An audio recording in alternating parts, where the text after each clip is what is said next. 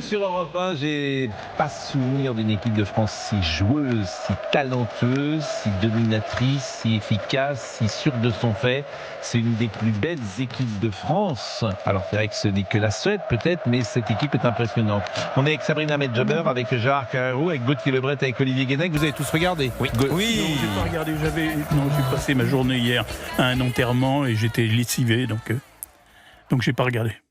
Bon, il y avait 10 millions de téléspectateurs, 10,23 millions. Bon, c'est pas leur record, bien sûr, mais c'était entre 23h et 0h53. Donc les gens qui se couchent à 0h53, est-ce que le réveil sonne à 6h? Ça m'intéresse. Ils sont de la même manière. Bien sûr. Ce matin, tout le monde était fatigué. Ils sont tous. Et vous êtes levé à quelle heure, vous, ce matin? Pardon? Vous êtes levé à quelle heure, vous, ce matin? Moi, mais comme d'habitude, 7h, 7h30. Non, mais sérieusement. Non, mais sérieusement, vous vous levez à quelle heure? Non, sérieusement. Normalement, je me lève vers 6h30, 7h. Là, Mais bien sûr, mais vous pensez que je. Oui, je me lève à 6h30, 7h. Bon. Et là, je me suis levé à 8h30 j'avoue. Mais ce matin, tout le monde était fatigué. Ça ne change rien. On peut regarder le match et se lever à la même heure. Sauf vous, manifestement. Non, mais bon. Mais tant mieux. Tant mieux. Moi, je suis surpris que c'est. Surpris ou pas surpris d'ailleurs, parce que l'équipe de France, manifestement, d'abord l'équipe de France elle est sublime. Elle est très forte, sublime. Elle est très forte. Elle est très agréable à voir jouer. Elle est spectaculaire. Et il y a des actions de jeu. Ah ouais, le retourné, là, il était exceptionnel. De Michael Olysée, incroyable. Bicyclette. Dommage pour le poteau, mais c'était incroyable. Dommage pour le poteau, comme vous dites. Vous avez regardé Sabrina Medjaber? Pas du tout. Pardon, vraiment. Pas Pourquoi? Ça vous intéresse pas? Vous ne regarderez pas du tout? En revanche, je regarderai si la France est qualifiée en finale. Là, oui. Mais 10 millions, c'est beaucoup, je me rends pas compte. Mais 10 millions à cette heure-là, 10 millions entre 23h et 0h53, 71% de part de marché. Non, mais à 23h, j'y crois bien, 10 millions, mais 10 millions à 1h du mat. Deux moyennes. Deux moyennes, c'est-à-dire qu'à 23h, il devait avoir, à 23h, il devait avoir 12, 13, 14, 15. Il faudrait voir la courbe, comme on dit. Bon, c'est vrai que ces Bleus sont incroyables, ils sont magnifiques. L'équipe de France est qualifiée, elle marque 3 buts au minimum à chaque fois. Elle a gagné 3-1, elle a gagné 3-0, elle a gagné 4-1, elle a gagné à 3-0. Bon, Mbappé a marqué à tous les buts. Non, il n'a pas marqué contre la Norvège. Voilà, il a fait des passes décisives à Dembélé qui avait fait un triplé. Bon, mais il marque régulièrement, en tout cas, dans cette Coupe du Monde. Deuxième meilleur buteur de l'histoire des mondiaux. Exactement. Je vois que vous pourriez... Non, mais vraiment, les Coupes du Monde... C'est dommage que Téléfoot s'arrête sur Téléfoot. C'est vrai que vous êtes surpris à chaque fois. Ça ne s'arrête plus d'ailleurs. Finalement, il faut un partenariat. Téléfoot. Mais vous vous rendez compte de ce qu'est Kylian Mbappé? Mais les mondiaux, c'est Est-ce que vous vous rendez compte un petit peu? Parce que j'ai l'impression, vous, des fois que... Non, mais sincèrement... Ne me prenez pas là-dessus. Je vous assure, je connais très bien ça. C'est un joueur d'exception. Et ce que justement le public ne comprend pas, il y a des millions de gosses qui jouent au football. Vous entendez bien? Mbappé, oui. Exactement. C'est ça qui est incroyable. Je peux vous poser une question? Est-ce que vous diriez que c'est peut-être l'un des joueurs ou le joueur le plus fort qu'on ait en équipe de France, de toute l'histoire de l'équipe de France? Il y a eu Michel Platini était un immense joueur. De toute façon, statistiquement, Michel Platini a eu 3 ballons d'or. Pour le moment, il n'en a jamais eu un. Bon, aujourd'hui, c'est le meilleur joueur du monde alors. Pour le moment, on va voir. Oui. On peut avoir un ballon d'or en n'ayant fait pas une très très bonne saison en termes de trophées dans son club. C'est difficile. Et en ayant eu la Coupe du Monde. Oui. En fait, les critères du ballon d'or, c'est la performance individuelle et la performance de titre. Mais un mondial, ça compte énormément. Bien plus qu'une saison en club. Faut le dire. Plus qu'une Ligue des Champions. S'il est champion du monde et qu'il a marqué 15 buts dans le mondial, il sera ballon d'or. Oui. Bon. Donc, ce qui m'intéresse toujours dans le foot, c'est pour ça, le talent. Le talent, c'est d'une rareté, mais c'est au-delà de la rareté. C'est-à-dire qu'il y a des millions de gosses qui jouent sur la planète. Le football, c'est le sport numéro 1. Des millions de gosses qui jouent dans les cours, etc., qui mettent 2 pulls de chaque côté pour faire un but. Il n'y a qu'un Mbappé. Ouais. C'est ça qui est absolument incroyable. Comme si Dieu mettait son doigt. Ce qui est fou, c'est que vous n'avez pas toujours eu ce discours sur Kylian Mbappé. Et puis d'ailleurs, on a l'archive, Fabrice, on peut écouter, non? Non mais, mais arrêtez. Mbappé a perdu le fil. Mbappé n'est plus le joueur qu'il fut au commencement de sa carrière. Il a 25 ans. Mbappé a perdu son accélération. Il n'est plus décisif devant le but comme il l'était il y a 5 ans. Alors, de jouer avec l'intelligence artificielle, de prendre ma voix, parce que j'ai assisté à ce montage, je trouve que ce n'est pas utile. Ce n'est pas utile. Bon, la difficulté parfois de toute façon du commentaire de foot, c'est que par définition, tu parles, en ce moment on parle d'Mbappé et il est exceptionnellement bon. Et puis, c'est le problème du football parfois, c'est que dans 6 mois, dans 1 an, s'il reste sur une série qui n'est pas performante, les journalistes de foot... Alors ça, je précise, c'est de l'intelligence artificielle. Hein, Pascal, c'est Olivier Guénec qui parle. Qu'est-ce qu'il disait, Olivier Guénec, hier ? Qu'est-ce qu'il disait hier ? Moi, j'ai peur qu'on se fasse éliminer, Pascal. Là. J'ai très contre la Suède. Non, mais vous préparez l'émission comme ça. Non, mais sur un match complètement. C'est si vous voulez faire l'émission, vous dites, et puis moi, je vous mauvais augure. Là, tous les deux, vous préparez des émissions, vous faites des petites... qu'on a fait. Voilà. C'est comme ça maintenant, c'est la nouvelle formule de l'émission. C'est vous qui la faites, comme ça, et puis vous préparez les trucs entre vous, et puis on... Non, c'est une petite plaisanterie entre nous. Il est 16h09, on marque une pause, à tout de suite. Qui est évidemment les Bleus qui sont incroyables, magnifiques, et on est avec Gilbert Montagnier qui avait chacun écrit sa chanson. Laurent Tessier a écrit une chanson pour Michael Olysée, et notre ami Gilbert Montagnier avait écrit une chanson pour Mbappé. Gilbert, comment allez-vous ? Salut Pascal, ça me fait plaisir, quelle ambiance au studio là. Vous avez vu, hein, on déboulonne les statues, hein, ils sont comme ça. Ils sont déboulonnés. Ah mais non, mais ils sont comme ça, c'est des jeunes, ils n'ont aucun respect. Et puis le truc qu'ils vous ont fait avec l'IA, là, c'est chaud. Hein. Bah évidemment. Elle est bien faite. Mais vous êtes d'accord, vous êtes d'accord avec moi oui mon Pascal, oui, mais on le fait aussi. Hein. Heureusement que vous êtes là. Je vous écoute régulièrement parce que j'ai dans ma playlist le blues de toi dans une version live. En live, je crois, où vous dites à un moment, elles sont super les filles ce soir. Et je connais par cœur. Je l'ai écouté encore ce week-end. J'étais dans ma voiture avec le blues de toi. Vous savez que c'est vrai. Moi, je les ressens de l'intérieur. C'est pas un jeu de mots. C'est pas parce que je les vois pas avec les yeux que je sais pas si elles sont super ou pas. Hein. Bon, justement, alors le match d'hier, sérieusement, Gilbert, comment vous pouvez avoir un avis sur cette équipe de France par rapport à une autre? Quels sont vos critères d'évaluation d'un match de l'équipe de France? Alors d'abord, je suis vraiment qu'un amateur, mais je suis un amateur. Voilà, c'est pas pareil. Donc je les vois à ma façon à moi, c'est-à-dire avec l'intensité de ce qui se passe. J'ai pas regardé tout le match hier, je suis arrivé à la moitié à peu près, mais le Kylian que je ne connais pas du tout, avec ses 2 buts, et puis le Bradley aussi qui a assuré, quand même, je veux dire, c'est extraordinaire, une équipe comme ça. Et c'est vrai ce que vous disiez en préambule. Tous les enfants qui jouent au foot et qui sont inspirés par des gens comme ça, c'est extraordinaire. Moi, je comprends ça. Nous, à l'école, on jouait au foot avec des boîtes de conserve, c'est très dangereux. Vous jouiez au football ? Vous avez, parce que je sais que moi j'ai suivi des équipes de non-voyants, c'est SeaFoot. Je me souviens avoir reçu régulièrement quand on faisait une émission avec le foot, et c'était assez intéressant d'ailleurs de voir comment... Et ils pouvaient jouer avec des voyants également qu'on masquait, évidemment. Leurs yeux étaient masqués, et ils perdaient leurs repères, et c'était assez étonnant de voir ça. Oui, moi on jouait un petit peu à l'école. Moi c'est plutôt musique mon truc, mais on jouait avec des boîtes de conserve ouvertes et c'était très dangereux quand tu t'en prenais une dans la tête, ça faisait mal. C'est super dangereux. Non, mais c'est vraiment bien ce qui s'est passé en tout cas, et puis ce qui se passe. Je crois que ça apporte du sourire. Ça apporte du positif, et mon Dieu que ce pays en a besoin. C'est clair. Je suis d'accord avec vous, Gilbert. On espère que ces Bleus vont aller jusqu'au bout, évidemment, jusqu'en finale. Je ne sais pas d'ailleurs quelle sera votre actualité durant tout cet été, Gilbert Montagnier. Je suis en concert. On commence le 12, le 14 et le 18 juillet, un peu partout. On est le 12, on est à Monsignac en Dordogne. C'est la fête du pain, ça devrait être super. Ça, c'est un mec qui était boulanger, et puis il a depuis des années, il fait ça, et ça attire, je crois, beaucoup de monde. Le 14, on est dans le Nord. Je me rappelle plus de tout. Hein. Le 18, on est ailleurs. Bon, Gilbert Montagnier sur l'antenne d'Europe 1. Évidemment, vous êtes... alors, si une saison vous est favorable, c'est l'été, sous les sunlights des tropiques. Vous êtes, par définition, la musique d'été, c'est la musique de la légèreté, la musique de la fête, la musique du plaisir. Demain soir, par exemple, ou après-demain soir, nous, c'est la fin de la saison. On va la chanter. On va peut-être se réunir pour ceux qui seront conviés. On va réécouter les meilleurs moments de la saison. Pour ceux qui seront conviés janvier.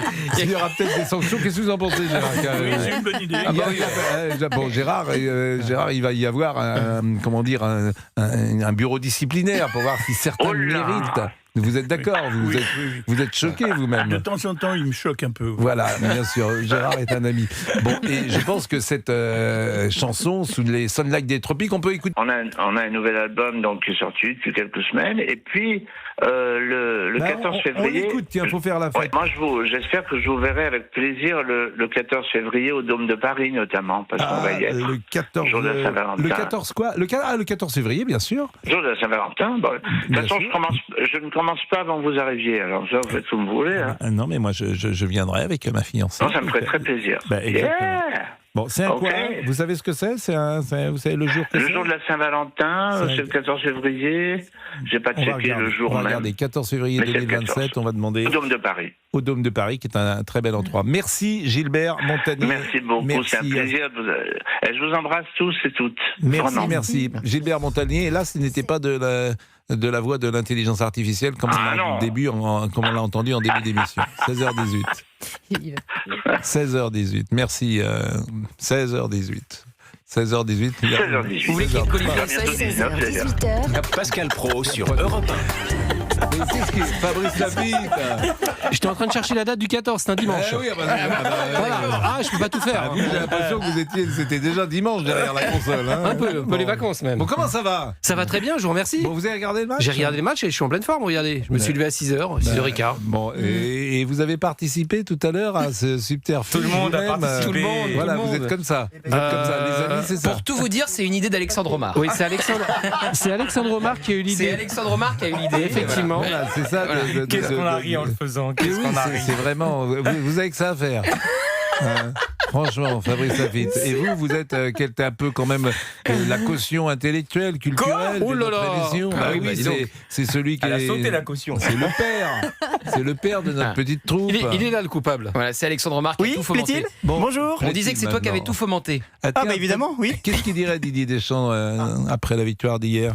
Bon, très simplement, je pense que nos adversaires ont vu le talent de nos joueurs. Bon, voilà, c'est Michael Olise, Mbappé. Il y a plus à démontrer que c'est les meilleurs suivantes. Voilà. Bon, écoutez, on va écouter le vrai Didier Deschamps, sélectionneur de l'équipe de France. Allons-y. Beaucoup de fierté. On est en mission, moi aussi, avec eux. Voilà, jusqu'à notre match, il y avait eu des 16e compliqués, très difficiles. Je ne vais pas dire que le nôtre a été simple, mais on a eu de la marge quand même si on aurait pu être plus efficace en première mi-temps. Donc, il faut apprécier. On sait que dans 4 jours, on en a un autre, mais on est là pour ça, les joueurs sont là pour ça. Il y a une autre étape à franchir, celle-là, elle est franchie. Je dirais que c'est logique, certainement, et naturel, mais il faut apprécier quand même. Et quand on fait bien les choses et bien ensemble, avec un très bon état d'esprit, beaucoup de fierté. Didier Deschamps au micro, je pense que ça doit être au micro d'M6 d'ailleurs. Kylian Mbappé, étape par étape, écoutez ce que dit l'exceptionnel Mbappé, dont personne n'a jamais douté autour de ce micro, et surtout pas moi. Je pense toute l'équipe était là avec lui. Je pense que c'est important, il y a des choses qui sont plus importantes qu'une Coupe du Monde, plus importantes que le foot. Mais comme je l'ai dit, c'est l'ADN de ce groupe, d'être tous ensemble, de vraiment être soudés. Et on est tous derrière le coach, peu importe ce qui se passe, peu importe ce qui va se passer, on est tous derrière lui et on voulait lui faire ressentir qu'il n'était pas tout seul. Je pense que l'objectif, comme je l'ai dit, c'est d'aller le plus loin possible, d'aller le 19 juillet, de revenir ici et essayer de gagner. On va étape par étape. Après, bien sûr, plus tu mets des buts, plus tu montes dans le classement. Je pense que j'apprends ça à personne. C'est dans 19 jours, évidemment, puisqu'on est aujourd'hui le 1er juillet. Alors, on va être avec Jules Dassin, qui est avec nous dans une seconde. D'ailleurs, je dis Jules, mais je devrais dire Julien. Mais je suis sûr qu'il ne m'en voudra pas. Jules Dassin, c'était son grand-père. Bonjour, Julien Dassin. Michael Olise, para. Oh, Michael Olise, para. Michael Olise, Michael Olise, le ballon lui obéit, une belle passe, c'est la folie, et il n'a plus qu'à faire marquer Kylian Mbappé. C'est Laurent Tessier qui a écrit ces quelques vers, je peux le dire. J'avais une autre petite version. C'est lui qui va nous faire rêver. Dites-nous. Michael Olysée. Ah oui, c'est lui qui va nous faire rêver. À la fin, une belle passe, c'est la folie, et il n'a plus. C'est lui qui va nous faire rêver. C'est ça ? Pour moi, c'est le cas. Pour moi, c'est... Michael, je connais pas beaucoup le football. Hein. Désolé Pascal. Je vous en prie. Et pour moi, c'est un artiste, c'est un danseur. On dirait Nourieff quand il joue. C'est vraiment... Moi qui ne suis pas un fan de football, je suis hypnotisé. Bon, il a un truc, Michael Olysée, qui est une forme d'aristocratie dans le sport et qu'on retrouve parfois, notamment chez les tennisman. C'est un gaucher. Et les gauchers ont parfois quelque chose en plus. Les pieds gauches dans le football, Rivellino était gaucher, Georges Beretta était gaucher. Il y a quelque chose chez le gaucher. D'ailleurs, il y a eu des études très sérieuses qui ont été faites, comme si la transmission entre le cerveau et, par exemple, et le bras gauche était plus rapide au tennis. Je me souviens avoir lu ça régulièrement, puisque John McEnroe était le gaucher le plus célèbre, Henri Lecomte également. Donc il y a quelque chose. Alors en plus, ça c'est la première chose. Et puis la deuxième chose, c'est que leurs adversaires sont plus souvent habitués à jouer contre des droitiers que contre des gauchers. Donc c'est parfois un avantage de jouer contre un gaucher. C'est plutôt un avantage pour le gaucher qui lui est habitué depuis toujours à jouer face à des droitiers, alors que le droitier n'est pas habitué à jouer contre des gauchers. Je ne sais pas si vous me suivez. Donc Michael Olysée, il est gaucher. Et il a une patte gauche, comme on dit, de grande qualité. Vous êtes en France, Julien Dassin ? Écoutez, non, j'ai essayé de prendre quelques jours de vacances entre deux tournées et je suis en Grèce. J'ai l'impression que ça marche très bien là pour vous. Écoutez, la tournée continue. Après le Canada, je reviens un petit peu en France. Je suis en août au Pradet et à Mauriès, et je pars à la rentrée, je serai en Égypte, au Caire, et au Liban, à Beyrouth, en octobre. Et vous avez évidemment tout le répertoire de votre père, et vous faites plaisir à tous vos fans. Julien Dassin, hormis la France, est-ce que vous suivez d'autres équipes dans ce mondial ? Alors écoutez, comme je vous l'ai dit, je ne suis pas un grand fan de football, malheureusement pour certains, mais évidemment, lors d'une Coupe du Monde, on regarde tous. On est tous fans, et je suis fan de l'équipe de France, bien évidemment. Bon, et vous nous accordez la bonne note pour les paroles de Laurent Tessier, qui a pris donc la musique de Champs-Élysées pour... C'est parfait. C'est parfait. Et je vous garantis, vous pourrez lui dire que je la ferai chanter lors des tournées à l'international si la France gagne. Bon, est-ce que vous pourriez alors simplement reverser quelques royalties à Laurent Tessier ? Est-ce que c'est possible ? Des droits d'auteur. L'argent. Des droits d'auteur, parce que... Vous savez, c'est un truc magnifique quand même, cette chanson. On avait Les Yeux d'Émilie, qui est devenu un hymne du rugby. Maintenant, on a peut-être les Champs-Élysées qui vont devenir le nouveau I Will Survive pour le football.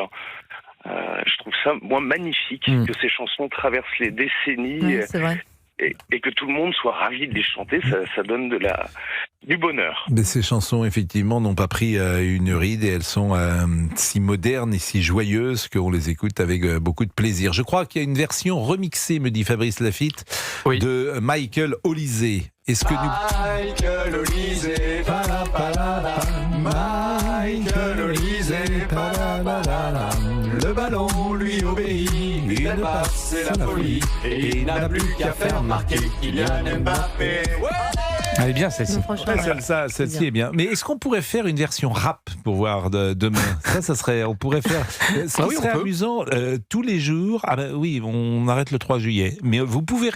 Si vous pouviez faire une version bel canto, pourquoi pas, une version opéra, une version rap. Et une version rock, pourquoi pas. Oui. Ça, si vous pouvez nous faire ça pour demain, ça peut être intéressant. Vous voyez qu'avec la voix de Pavarotti, je suis sûr qu'avec l'intelligence artificielle que vous semblez bien maîtriser maintenant, vous pourriez trouver des versions. Je vais vous faire ça, Pascal. C'est vrai qu'on fait des jolies choses maintenant.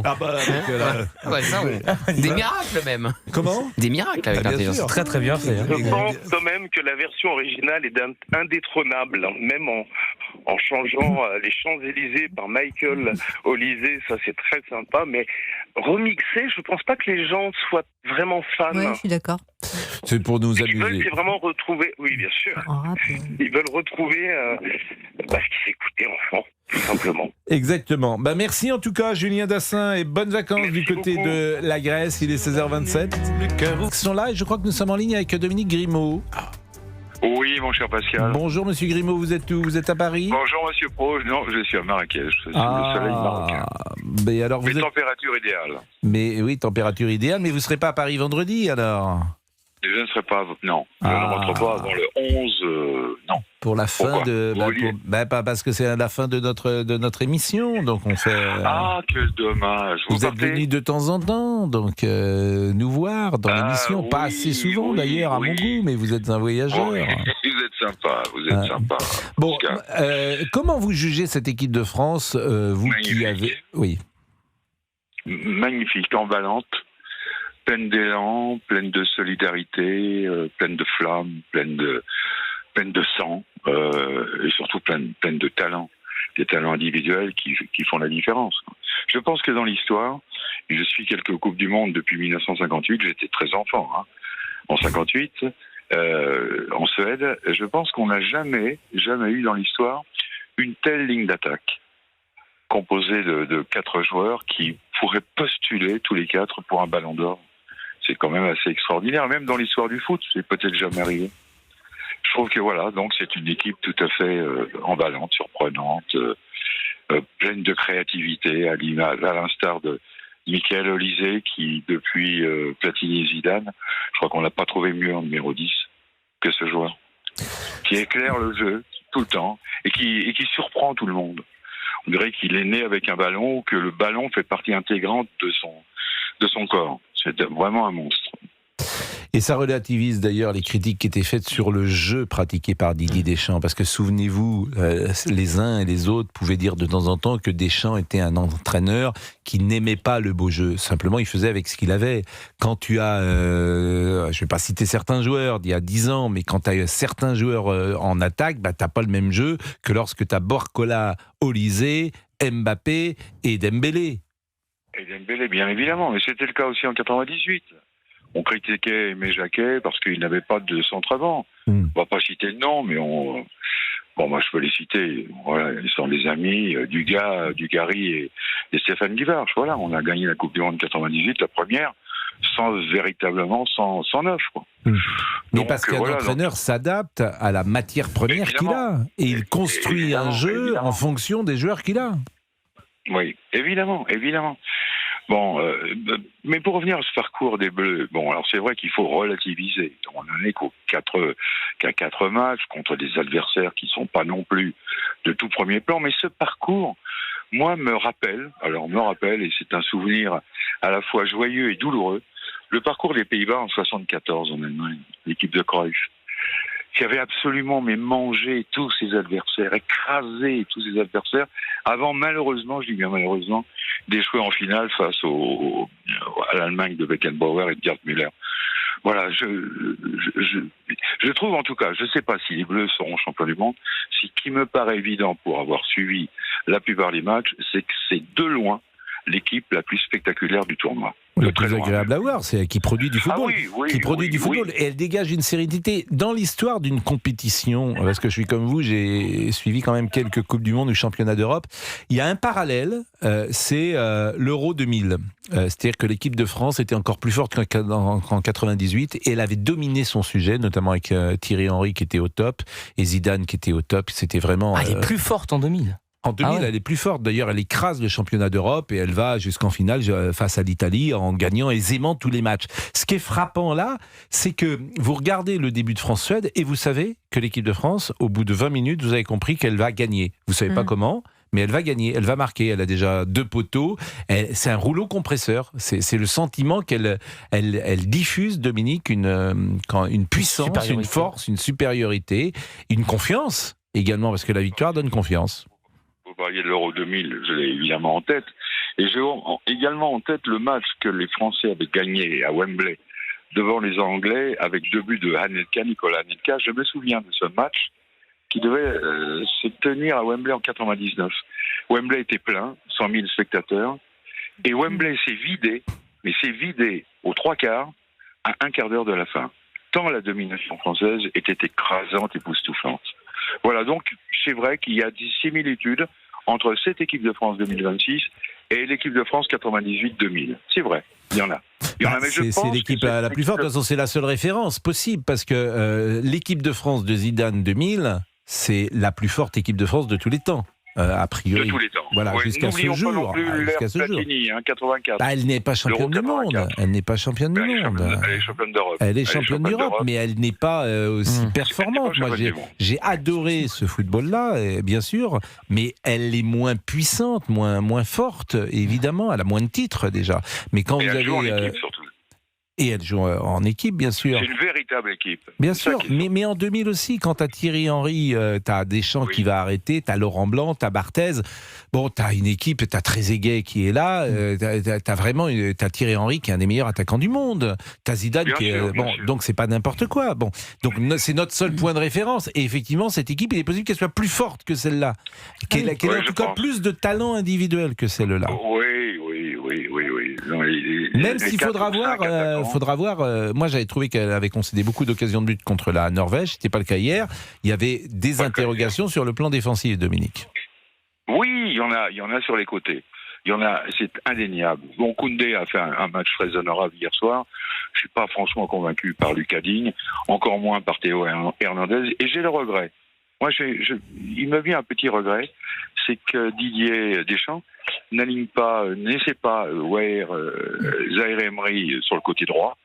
Et moi, j'aurais bien vu Rabiot sur le côté gauche. Comme il avait tenté Kamavinga il y a quelques saisons. On est vraiment 50 millions de sélectionnaires. On sort de 4 matchs où on a gagné par 3 ou 4 buts. On trouve des choses à changer. Mais c'est quand on va dans la conversation au départ, Dominique, formidable, flamboyant, merveilleux. Et puis on va terminer en disant non mais c'est pas possible, Digne, etc. C'est le football. Didier l'accepte. Didier n'arrête pas de dire trouver des problèmes, ça va nous motiver. Trouver des problèmes. Et l'ambiance d'un groupe, ça compte aussi, non? L'ambiance qu'il y a dans le groupe. L'ambiance d'un groupe, vous savez, quand vous gagnez, c'est mieux. C'est aussi simple que ça. L'image. C'est comme dans une rédaction, c'est comme dans une partout. Hein. C'est la phrase de Deschamps hier. Il dit la bonne ambiance, ça ne suffit pas pour te faire gagner un match, mais par contre, la mauvaise, ça peut te le faire perdre. Bien sûr.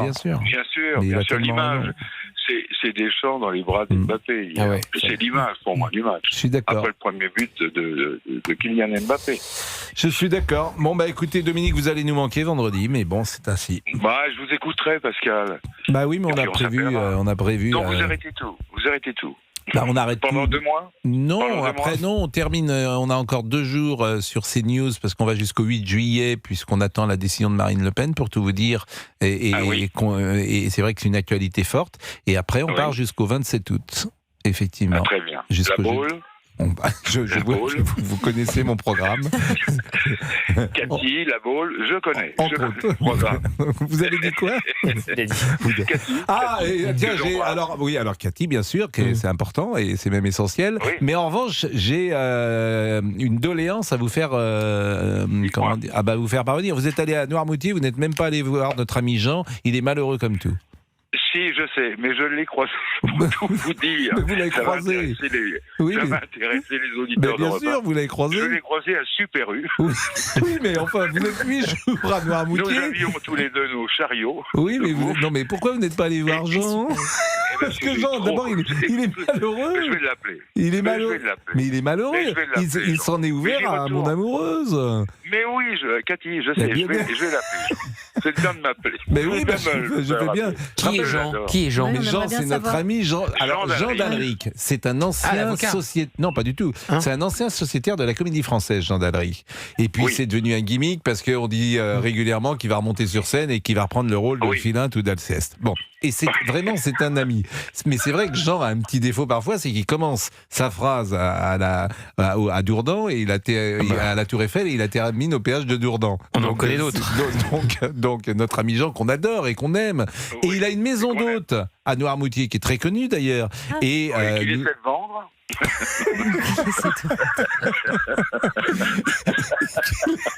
En vain. de vendre, effectivement. Et c'est notre ami. Mais manifestement, Dominique, il passe 8 jours à Noirmoutier. Et quand on va quelque part, on est obligé d'aller voir tout le monde et de faire la tournée des popotes. Bah oui, c'est la tournée des popotes, c'est des amis. Par exemple, moi, quand je vais voir mes parents à Bruxelles, évidemment, je vais pas voir tout le monde. Oui, mais parce que vous êtes égoïste. Non, mais donc sinon après, tu passes pas de temps à te reposer. Tu vois, il faut voir tout le monde. Mais non, mais écoutez, vous savez pas de quoi vous parlez. Parce que Jean, c'est une figure, Jean. Voilà, c'est le Jean, d'ailleurs. Voilà. Bon, c'est une figure. Il y est pas allé, Dominique. Donc oui, il y a bien une raison. Mais Dominique, je connais Dominique depuis 30 ans. Dominique, il n'appelle jamais, c'est toujours moi qui l'appelle. Il est comme ça, Dominique. Il est pudique. Un peu secret. Très pudique. Il est pudique.